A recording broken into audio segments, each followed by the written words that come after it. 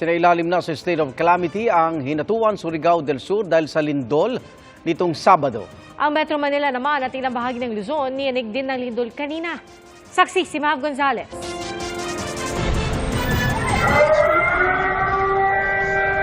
Lakas! Nalindol pa nga hanggang ngayon. 5.9 magnitude na lindol, yumanig sa Lubang, Occidental Mindoro, mag-aalas 4:30 kaninang hapon. Ayon sa PHIVOLCS, tectonic ang naitalang lindol. Naramdaman din ang lindol sa mga karatig probinsya gaya ng Batangas. Pati sa Metro Manila. Ang lakas na uga kahit walang hangin. Tumunog ang alarm sa kamera at nag-evacuate ang mga nasa loob.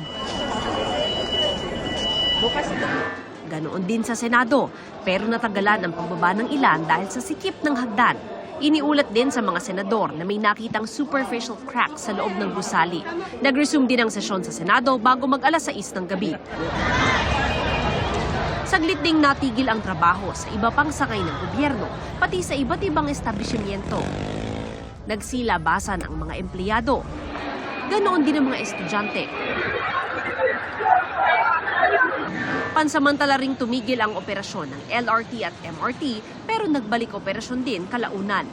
Ang panibagong lindol na ito nangyari 3 araw matapos ang 7.4 magnitude na lindol sa Mindanao. Isinailalim na sa state of calamity ang bayan naman ng Hinatuan sa Surigao del Sur. Mahigit 4 million pesos na calamity fund ang nakatakdang gamitin para tulungan ang mga biktima ng lindol. Ang plano namin, i-summarize namin lahat yung mga totally damaged at doon kami mag-start. Bibigyan siguro ng mga assistance yung mga totally damaged para magkaroon sila ng at least maka-recover sila ng konti at makapagawa sila ng konting shelters. Para sa GMA Integrated News, Mav Gonzales ang inyong saksi. Mga kapuso, sama-sama tayong maging saksi. Mag-subscribe sa GMA Integrated News sa YouTube.